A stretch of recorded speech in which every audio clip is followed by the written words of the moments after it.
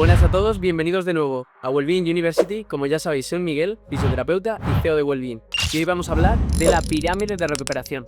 Vamos a hacer una visión, lo que es un poquito más científica, y una visión un poco más personal o profesional de mi trato diario con estas estrategias y mis deportistas. Hay algo clave aquí que tenemos que tener en cuenta. La base de esta pirámide es el sueño.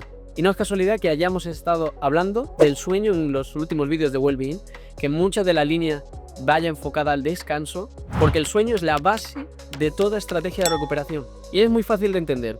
Si yo entreno muy bien, muy fuerte, con un enfoque de crecimiento muscular, me gusta ir al gimnasio para hacer mis músculos más grandes, si luego no duermo, acorde a esta parte de entrenamiento, el cuerpo no va a tener un espacio donde pueda construir, donde pueda recuperar, donde pueda asimilar estos estímulos. Por lo tanto, el descanso es la base de toda estrategia de recuperación que llevemos en nuestro día a día. Aquí voy a hacer un pequeño inciso o una pequeña reflexión que quiero que hagamos todos internamente. Dentro de esta pirámide, ¿cuántas cosas en nuestro día a día hacemos enfocadas a lo que es la base, a mejorar nuestros hábitos de descanso? ¿O cuánto esfuerzo dedicamos en nuestro día a día a esa parte del descanso? Es una pequeña reflexión que quiero que hagamos todos. La segunda fase de la pirámide es la nutrición e hidratación, un pilar básico. Somos lo que comemos. Esa frase la conocemos todos y no puede ser más real.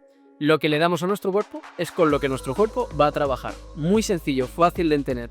La tercera parte, ya nos vamos a Water Immersions. Cold, Hot and Contrast Water. Esta fase os voy a explicar a nivel profesional y personal el uso que yo le daba junto al siguiente escalón de la pirámide, que es compresión y Active Recovery o Stretching. Esta parte para mí es clave en el tratamiento del día a día de los deportistas. Cuando un deportista ha tenido una lesión en cualquier articulación, ya sea tobillo, ya sea rodilla, ya sea hombro, estas articulaciones muchas veces entran en una fase de reactividad. Suelen ser articulaciones que cursan con mayor temperatura e inflamación. El control de esta inflamación en cualquiera de las articulaciones que hemos tenido un problema, para mí es clave en el día a día con el deportista. Ya no solo con el deportista, cualquier persona. Ayer vino un caso de rodilla que había sido operado con una prótesis y cursaba con inflamación desde hace muchísimos meses, una inflamación que ya se estaba estableciendo, que tú presionabas, incluso notabas cómo se quedaba la marca del dedo. Estas inflamaciones mantenidas en el tiempo son súper nocivas para nuestras articulaciones y por dos motivos muy sencillos. Una, nos están alterando el estado de sensibilidad de la articulación, cómo conecta nuestro cerebro con esa articulación. Y dos, que el líquido inflamatorio nos va a generar unas problemáticas a posteriori que pueden ser desde adherencias como promover procesos degenerativos.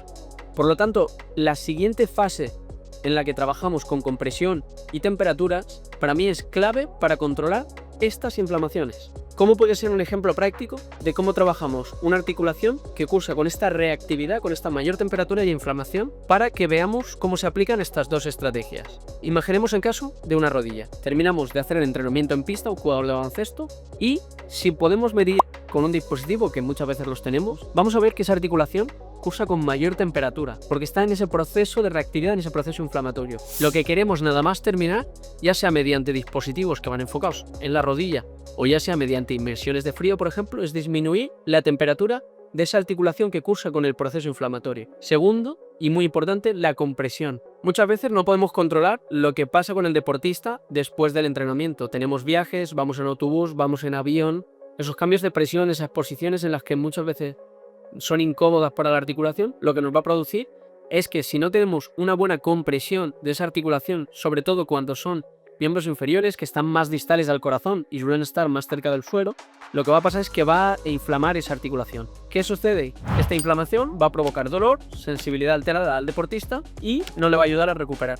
Por lo tanto, el control de la inflamación mediante compresión y control de la temperatura de las articulaciones es una forma de aplicar en nuestro día a día que nos va a ayudar un montón en estas articulaciones que, por desgracia, prácticamente todos los deportistas sufrimos. Por último, la punta de la pirámide, ya nos vamos a estrategias como el masaje o estimulación eléctrica o vibraciones. Y aquí me gusta hacer un pequeño inciso, porque es cierto que el masaje ha sido muy castigado por los profesionales, alegando que no es una estrategia que tiene una base científica enfocada a la recuperación. Ahora, yo aquí hago una pequeña reflexión también. ¿El masaje es solo una herramienta de recuperación o es una herramienta de generar un trato mucho más cercano con nuestros deportistas? Cuando yo salí de la carrera, este tipo de estrategias, este contacto con el deportista, estaban muy castigados, sobre todo en redes sociales, y muchas veces nos vemos influenciados. Y lo que producía muchas veces es que no cumplíamos con ciertas expectativas que tiene el deportista también. Podía generar una relación no tan directa o no tan de confianza con estos deportistas. ¿Qué sucede? Si tú ya tienes ciertas creencias asociadas a ciertas estrategias o te gusta esa parte de contacto humano, nos ayuda en esa relajación posterior al entrenamiento, con ese efecto más agudo, lo que va a generar es un refuerzo positivo tanto en la relación con el deportista como en la relación con su cuerpo. Al final no es solo un estímulo de recuperación, es un estímulo que le estás haciendo en una zona donde el deportista siente o necesita que tiene que ponerle solución. Por lo tanto, en esta reflexión no vengo a hablar del masaje como una estrategia de recuperación, sino el masaje como una herramienta de contacto con los deportistas, siempre guiado con una buena educación. No podemos vender el masaje como la panacea de la recuperación, pero sí que tiene unos efectos muy positivos lo que es tener puesta mano en el músculo del deportista, sobre todo en esas fases iniciales de relajación muscular, en ese efecto de relajación posterior. Eso es uno de los puntos, y el otro es tener contacto directo con las estructuras que el deportista empieza a sentir alteradas, empieza a tener cargas. Es una forma de comunicación del cuerpo. Si vemos que el deportista siempre nos pide masaje en cierta zona, o siempre tenemos que trabajar los cuádriceps, son indicadores de que a lo mejor tiene una carga mayor de lo que puede soportar esa musculatura. Son indicadores que nos pueden hacer ver el deportista de una forma un poco más holística y poder poner solución a esas señales que nos está dando el deportista. Aparte de generar un buen vínculo y aparte de que es una estrategia de verdad que ayuda al deportista a sentirse mejor. Por lo tanto, aunque no sea una estrategia de recuperación en la base de la pirámide, si le hace sentir mejor, mentalmente le va a ayudar un montón. Le va a ayudar con ese control de expectativas y le va a ayudar en nuestra relación.